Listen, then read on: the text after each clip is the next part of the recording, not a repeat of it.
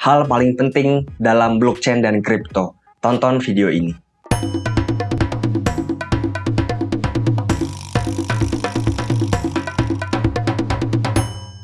Halo semua, selamat malam. Kembali lagi bersama saya Ardo di channel Pace Kripto. Terima kasih telah menonton video saya. Hari ini saya ingin membahas satu hal yang cukup penting untuk dunia kripto dan juga dunia blockchain, yaitu adalah interoperabilitas. Mungkin kalian sudah tidak asing lagi dengan kata-kata interoperabilitas ataupun kata lainnya cross-chain. Hari ini saya akan menjelaskan seberapa penting interoperabilitas dan juga apa itu interoperabilitas, dan juga apa proyek yang sangat kuat sekali dan berpotensi untuk menguasai kripto dalam beberapa tahun mendatang yang berhubungan dengan interoperabilitas tentunya kawan-kawan. Daripada lama-lama, kita akan membahas videonya. Oke, yang pertama, apa sih interoperabilitas itu? Jadi saya akan menjelaskan secara simpel sekali. Interoperabilitas adalah kemampuan blockchain untuk berkomunikasi dengan blockchain lain. Nah, mungkin kalian bingung seperti apa maksud dari komunikasi ini dan apa wujudnya dan apa fungsinya ya. Kita akan membahasnya pada slide berikutnya. Nah, pertama kita akan mengambil definisi dari bps.go.id. Apa arti dari interoperabilitas? Kita lihat di sini di mana dibagi menjadi 3 kata. Inter yang artinya beberapa hal, berikutnya operate yang artinya bekerja, dan juga ability yang artinya kemampuan. Nah, kalau diartikan secara bahasa Indonesia, artinya adalah kemampuan untuk saling bekerja sama antara beberapa hal, kawan-kawan. Dan dalam hal ini adalah blockchain. Jadi kemampuan kerjasama dalam berbagai blockchain ya. Nah, yang pertama kita harus memahami, kawan-kawan, seperti apa blockchain dalam dunia kripto sekarang ya. Di mana blockchain Bitcoin, berikutnya blockchain Ethereum, dan juga blockchain Chainlink merupakan blockchain yang berbeda. Jadi jika diilustrasikan, memiliki dunia yang berbeda, kawan-kawan. Jadi Bitcoin memiliki kubus dan juga rantainya sendiri, dan berbeda lagi dengan Ethereum yang memiliki kubus dan rantainya sendiri juga, kawan-kawan. Jadi hal ini sekarang ini tidak dapat bersatu, kawan-kawan. Jadi jika kalian yang menggunakan Bitcoin untuk Ethereum di apps, misalnya kalian menggunakan AAV, menggunakan Bitcoin, akan sangat sulit sekali. Kalian harus meng-swap koin kalian menuju USDT, berikutnya masuk ke Ethereum, baru akhirnya kalian dapat menggunakan di apps-nya Ethereum seperti AAV. Nah, ini merupakan masalah pada blockchain sekarang. Kita akan bahas ke slide berikutnya. Nah, jadi apa sebetulnya komunikasi yang terjadi antara blockchain? Ada beberapa hal yang saya dapat kutip di sini. Yang pertama adalah bertukar dan berbagi data. Nah, jika hal tersebut dapat terjadi, tentunya akan dapat banyak hal yang terjadi, banyak kemajuan di bidang blockchain. Nah, untuk poin kedua adalah bertukar value dan juga currency. Tentunya jika suatu koin memiliki sistem yang berbeda antara blockchain ya, kawan-kawan. Misalnya koinnya Ethereum memiliki sistem yang berbeda dengan koinnya mirip Binance, sehingga diperlukan yang namanya interoperabilitas untuk dapat bertukar-tukar seperti itu. Nah, mungkin kalian bertanya, ini kan sudah terjadi pada yang namanya CEX ataupun centralized exchange ya, seperti Binance. Kita dapat membeli koin Binance menuju USDT. Nah, itu sebetulnya hanyalah sebuah sistem untuk dapat bertukar nilai yang secara centralized, kawan-kawan. Kita akan membahasnya secara decentralized nantinya. Nah, berikutnya adalah menjalankan smart contract. Nah, jika kita membuat suatu smart contract, kita dapat menjalankannya pada satu blockchain saja.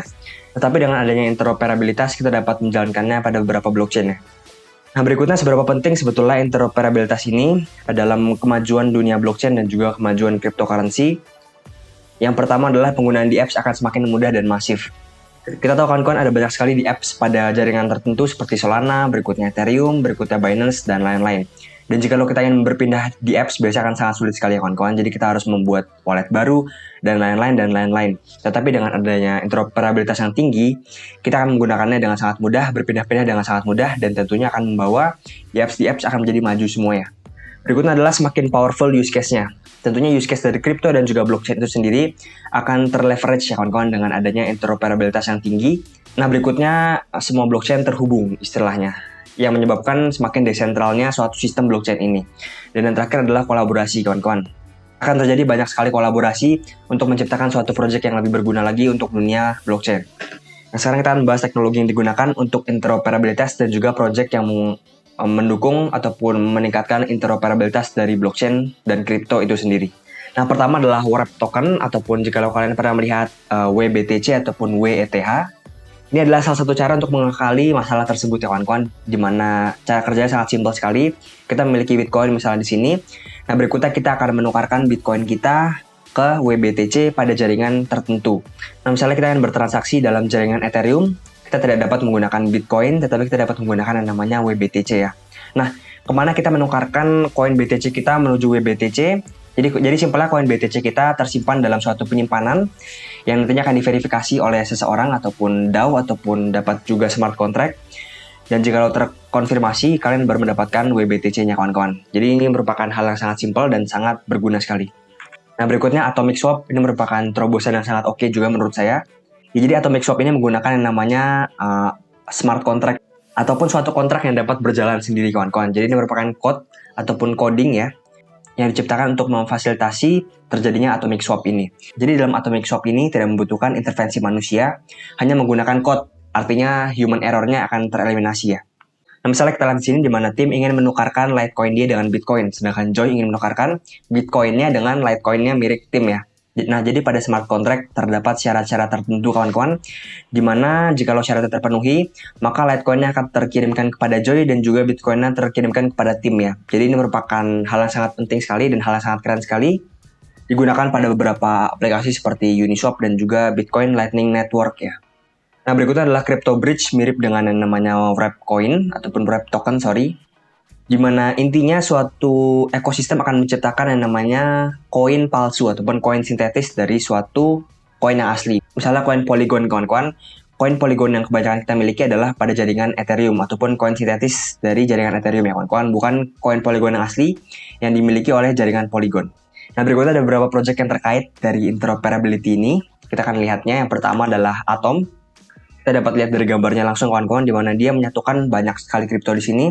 Ada blockchain Bitcoin, ada blockchain Chainlink, ada blockchain Ethereum, MakerDAO, Elrond, dan lain-lain. Nah, kalau dalam Atom ini namanya adalah hub kawan-kawan. Jadi setiap blockchain memiliki satu hub ya kawan-kawan, dan nantinya dia dapat memiliki aturannya sendiri dan memiliki keamanannya sendiri kawan-kawan. Baru nantinya akan diintegrasikan kepada Cosmos Hub yang akan menciptakan suatu keputusan kawan-kawan ataupun suatu konsensus ya. Nah, berikutnya ada Polkadot. Ini merupakan project yang mirip dengan Atom menurut saya, karena dia menggabungkan ataupun dia menyelesaikan masalah interoperabilitas ya. Jadi dengan Polkadot ini kita dapat bertukar data antar blockchain.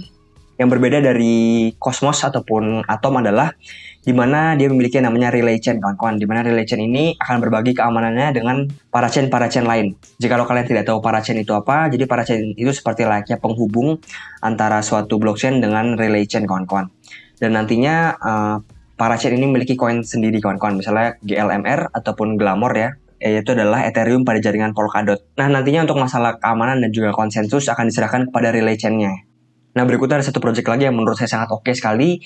Projectnya adalah Quan kawan-kawan. Dia memiliki teknologi yang bernama Overledger. Ini jika saya baca-baca mirip dengan yang namanya TCP/IP pada internet. Jadi ini merupakan seperangkat aturan kawan-kawan yang harus ditaati untuk mentransfer data ya.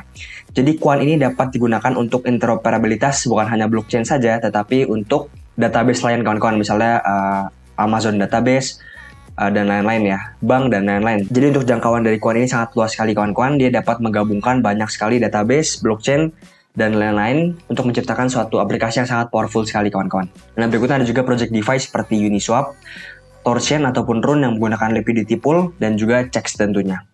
Sekian video dari saya kawan-kawan, semoga video bermanfaat. Jangan lupa untuk like, komen, dan juga subscribe di video saya. Terima kasih ya kawan-kawan.